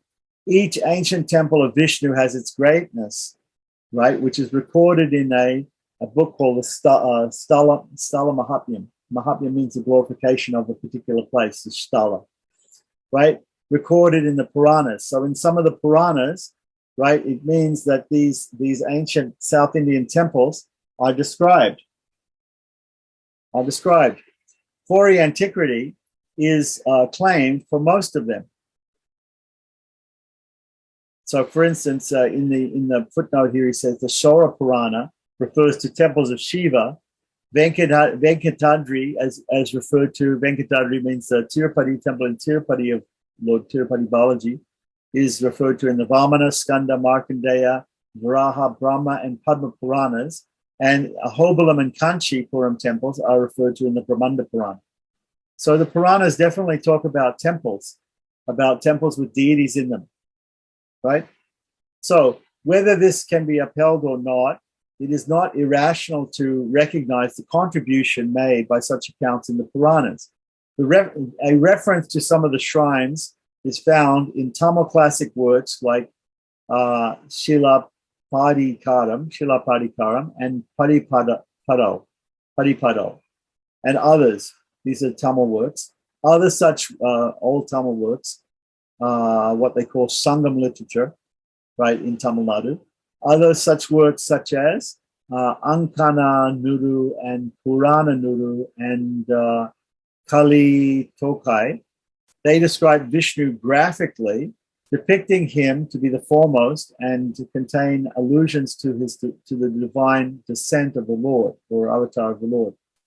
The above mentioned aspects of Vaishnavism are dealt with in the Vaishnava Agamas. There could have been mutual indebtedness between them in the epics and the Puranas, which are found to make use of certain doctrines forming the fundamental principles treated in the Agamas. In a long history of the development of Hindu culture, which is of an all-embracing character, the various branches of knowledge could not have risen in isolation, nor undergone development and flourished without influencing one another. So the Vaishnava Agamas reveal certain peculiar traits. Firstly, the supreme reality is Vishnu with Shri, or Lakshmi, and they are inseparably associated with each other. Secondly, other deities are held to form part of the retinue of Vishnu. We should note that this Varadachari was a Vadagalai Vaishnava, so he's always placing this emphasis on Vishnu and Shri being inseparable. That's okay. That's all right. We also accept that. Even the Southern School of Sri Vaishnavism accepts that. Secondly, the other deities are held to form part of the retinue of Vishnu. Thirdly, the archa form, or the deity form of worship, gets detailed treatment, which includes the erection of temples and the conduct of private and public festivals. Lastly, they enjoin the worship of God in the household shrine, or the puja room in the house of the grihastha. The Vaishnava Agamas are of two kinds, namely the Pancharatra and the Vaikanasa. The former is more liberal in its outlook and practice than the latter. Tantrika practices have exerted a very deep influence on the Pancharatra Agamas, while the Vaikanasa Agama is free from Tantric influence. It's an Agama, but it uses all Vedic mantras. Naturally, Tantrika mantras have no part to play in the Vaikanasa Agama. The Vaikanasa Agama, right, which uses all Vedic mantras. The Vaikanasa Agama perhaps arose earlier than the Pancharatra on account of its pure Vedic links. The following passages indicate this conclusion. And these passages come from okay, so he's giving a translation here. It is said that Vaikanasa is Sri Sharira, or a holy shastra called Ekayana, which is the name of the original singular branch of the Vedas, right? When we say Ekayana branch of the Vedas, the type of worship that was done, according to that one form of the Vedas, was the Vaikanasa Agama, is what is being said here. When Hari was worshipped in olden times in accordance with the system called Vaikanasa, all the groups or crores, tens of millions of living beings, attained the presence of Hari. There was then no paradise nor hell, no birth or death. The Lord uttered the best Vaishnava system, Pancharatra, to safeguard the holy system and also for preserving the mode of worship during danger. So this particular quotation here is coming from Samurtarchana Adhikarana, which is I'm not sure what book that is. It's a book. It must be an Agama, one of the Pancharatra Agamas or one of Vaikanasa Agama. Okay, so then here the word Sri Shastra may be taken to mean a holy system, or a system in which Sri is dealt with. In the former case, Sri is only an honorific. In the latter case, it indicates a system which is intended to glorify Sri or Lakshmi. The word Ekayana means the only one or the unique path for salvation. This is the Ekayana system mentioned in the Chandogya Upanishad 246. 246 is the footnote. Chandogya Upanishad 7, 1, 2, and 4, and 7, 2, 1. So the Ekayana Shaka, or the Ekayana system, is identified with the Vaikanasa system of Agamas, worship of Lord Vishnu, right from the Vedas, the Chandogya Upanishad.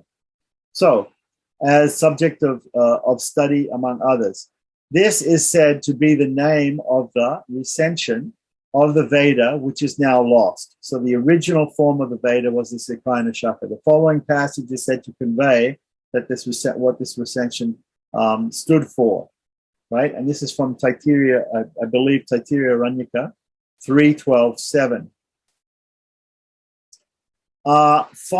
According to this passage, a person becomes immortal here by knowing him to be thus. That is, as depicted above in the Purusha Sukta, the word. It's the Purusha Sukta. So here's the quotation. Tameva vidvan amritam iha bhavati nanya panta ayanaya vidyate, which is famous from the Purusha Sukta, right? I think it's from the Narayana Anuvaka section, the second section of the Purusha Sukta. Purusha Sukta has 16 verses in the Rig Veda, but it has 18 verses in the Krishna Veda, and it goes on also in a second section called Uttara Narayana Anuvaka. So the word Veda is to be taken in the sense of worship or upasana. As it is said here, there is no other way available to get moksha. This method, namely the worship of Vishnu, called Purusha, is to be adopted. So right there in the Veda, in the Chandogya Upanishad, right, it says that the only way, it's basically what he's saying is, the only way is to follow this Ekayana chakra of the Veda, this Ekayana chakra of the Veda, it recommends as the only way to moksha is the worship of Vishnu. In the passage cited above from the Vaikhanasa Agama, it is evident that worship of the Lord takes the worshipper to him. It is not, however, stated that all the selves or all the souls have obtained moksha, but only that they go near to Hari. Shri Hari Sanidhya. Hari Sanidhya. They go close to him, right? This is a type of, but this is later on identified as a type of moksha, to be close to the Lord, right? Right, salokya, samipya, right? This means to be close to the Lord, to be very, very close, ultimately to be in intimate relationship with the Lord, sayujya, right? This means that if they are not really obtained moksha, or other selves who are still waiting to be sent to the mortal world to have experiences of the results of their past deeds, would be coming down to earth. Not sure what he means by that. By then, the Sri Shira might be lost, and so the Pancharatra was brought into being. So his idea is that the Pancharatra was brought into being for everybody. The latter is declared to be the best Vaishnava system, the Pancharatra, and intended to safeguard the Vaikhanasa system. The word praha must indicate that Pancharatra was uttered by Hari, so it was spoken by the Lord. So he's examined this quote, and he's given explanations for the words in the quote. So the word Ekayana in the passage cited above presents a difficulty. The Pancharatra and not the Vaikhanasa is believed to be based on the Ekayana chakra of the Vedas, which is also called Rahasya Amnaya, right? And this is a quotation from Sattvara Samhita. The references to this in many texts are not easy to reconcile with the sense of the passage cited above from the Vaikhanasa Agama.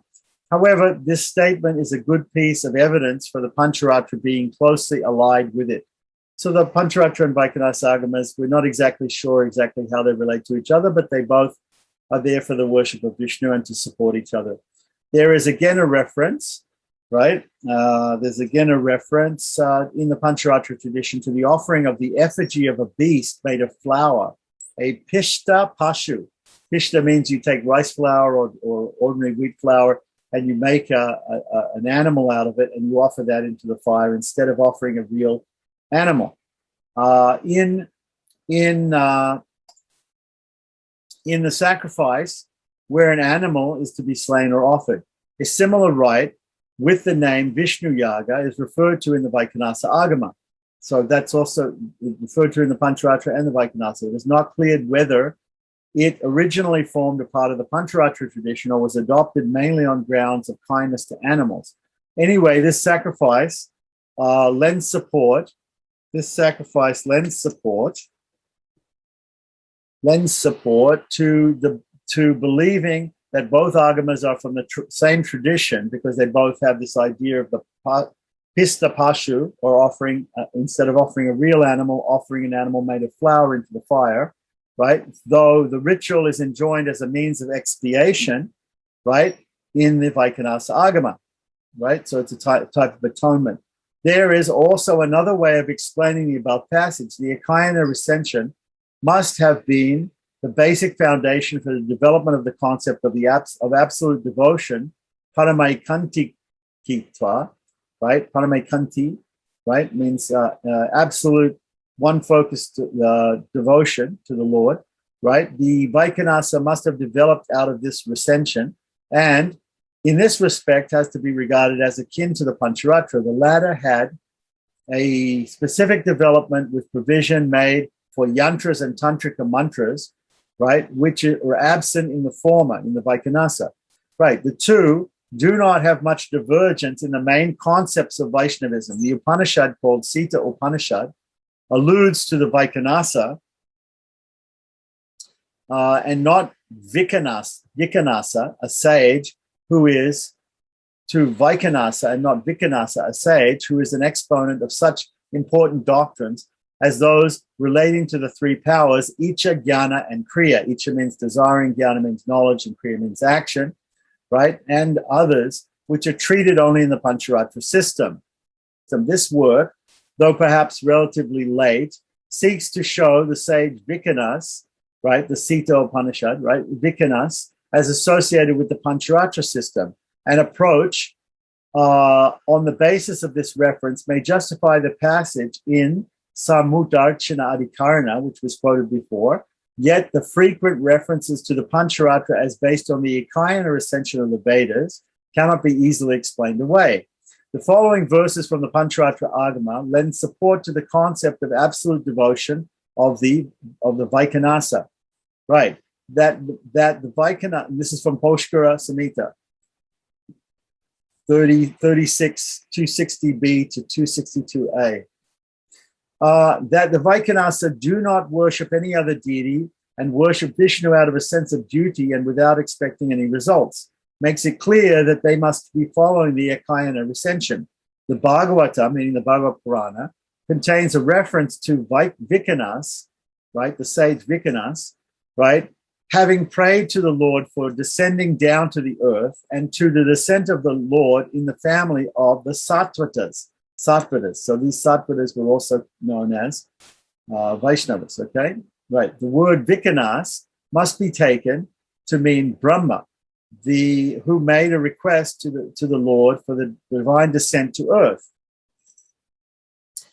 Balabhacharya, the founder of the Shuddhadvaita system of Vedanta, takes this word to mean Vikanas, the sage, and founder of the Vaikanasa system. This interpretation would support the sense of the passage cited above from the Samuddarshana Adhikarana. Then the Pancharatra system must be admitted to have sprung long after the Vaikanasa. Yet the problem remains unsolved. Brahma is mentioned in the Vishnu Purana and the Bhagavad Purana as having approached the Lord and made a request to him to descend to this earth. The word Vikanas means Brahma, right, besides the sage with that name. The expression Vishvaguptaye, right, means for protecting the universe. This protection, as far as the descent of Krishna is concerned, was desired by the gods to be effected through lightening the burden of the earth. The Pancharatra doctrines received exposition through the Lord, but the main purpose served by his descent is fulfilled only through the removal of evil forces. And so this achievement, which is in consonance with the request made of him by Brahma, should be considered as of primary significance. In fact, all the divine descents of the Lord have served this main purpose. It is not therefore appropriate to take the passage as being in favor of bringing the sage Vaikanas into the picture. Ingenuity, however, plays a chief role in these interpretations. The context, however, does not support them. So that's his idea. Right. The interpretation of the word Vikanas as meaning the sage Vikanas is found in the introduction to the essay is wrong. Right. Okay. So we have the mention in Vishnu Purana and also in Bhagavad Purana of the sage Vikanas, like that. But Balabhacharya says it's the sage Vikanas, but basically he's saying Vikanas means Brahma, and Brahma went to the Lord and asked him to come and he came down as, I guess he came as Vaikhanasa Muni and taught the Vaikhanasa Agama, like that. Okay, so that is the end of chapter 3, which is on the categories of different categories of agamas, classifications of agamas.